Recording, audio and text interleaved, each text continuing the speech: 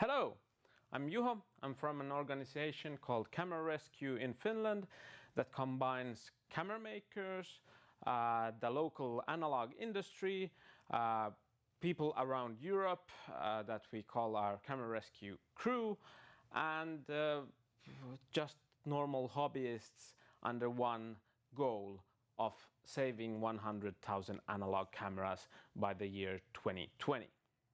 I wanted to come and meet you all in California, but unluckily I had a small kind of medical thing that impeded me from traveling the long flight. So I'm stuck here in not so nice weather Finland, but I made this video for you guys. I wanted to reflect on the differences of the analog scene in the US and Europe. On surface, on Instagram and things like that, it would seem as they are similar markets in terms of size and in terms of people shooting film, in terms of even kind of big accounts, but there is very big differences. The main issue is that Europe is not as unified as the US is. We have different legislations in different countries, we have different languages in different countries, and we have different currencies in different countries. This all amounted in when digital came and 95% of the photographic kind of analog scene died or crumbled into smaller pieces. It led into a kind of cascade of events. In the US, I presume you had one big Canon USA and one big Nikon USA that handled all kinds of import and also the kind of repair structure where you get your spare parts, where you get your manuals and so forth. But in Europe, every country had their own importer, they had their own service staff, they had their own way of doing things. And this resulted in the US having a lot of more people, a lot bigger companies doing photography, and when 95% of it kind of falls short, it's not, I mean, obviously it was very hard, I understand that, but if you have 100 people in your company, you can scale it down to 5. But if you have 10 people in your company, you cannot scale it back to half a person. So Europe is very much in a sense, there is a lot of things still going on, but we are very much behind in the kind of structural strength that the US has within the analog market. Also, the US companies were used to doing postal sales, which kind of didn't affect so much the daily life when internet came. And you do not have VAT. Obviously you have sales tax, but it's much lower, and if you sell outside of the state, it doesn't apply. So we have VAT, which, you know, essentially increases the price of everything, lab services, cameras, and everything else by 20%.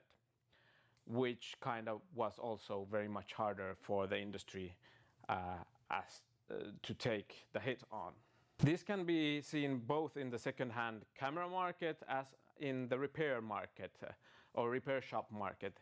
There's a lot of repair shops in the US. There's very big names doing buying and selling of cameras. There's, I believe there's over 10 shops doing multiple millions of revenue every year by buying and selling analog equipment, which in Europe we just don't have. And this kind of also explains why a camera rescue project in Europe is needed, because the biggest concern for analog gear in Europe is not that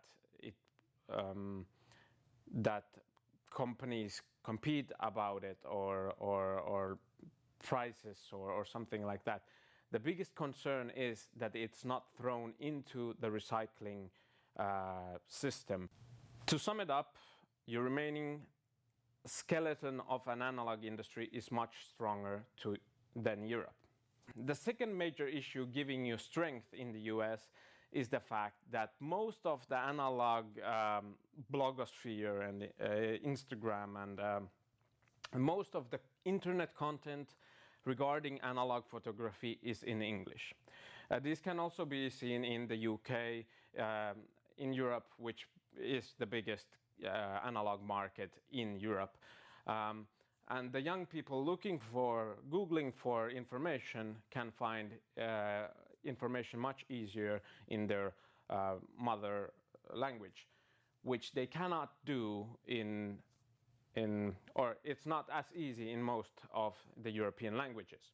The US also had an earlier rise of cloud-based labs, which I tend to call hybrid labs, that basically develop the film for a digital user, end user, and this has also increased the amount of photographers in the analog scene in the US earlier, let's say, than in Europe, where these kind of hybrid labs are a fairly new thing, probably popping up mainly in the last 2 years.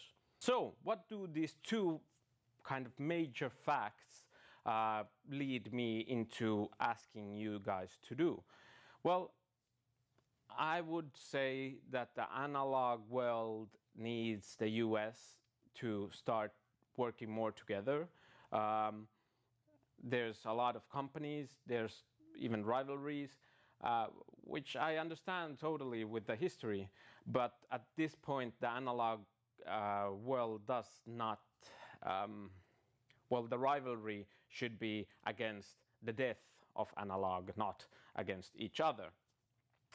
And I would need the US analog world to even more kind of take a lead on the major issues that analog photography is facing in the future, trying to solve them and trying to do things together as you have more resources. Also, I mean, most of you guys looking at this video are already doing it because you found this in the endless void of the internet, or you are at the event in California. So it means that good for you. Thank you. It has helped even in Europe a lot. And obviously we enjoy, especially in the Nordics and the countries that, you know, have to speak English to understand something about the world. We enjoy the material that you guys are doing, and thank you very much for it.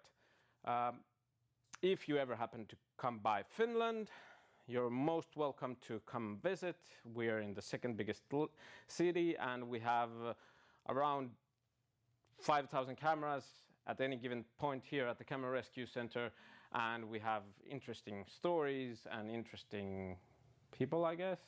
At least we're kind of weird. And, well, was nice kind of meeting you, or talking to you anyhow. See you later.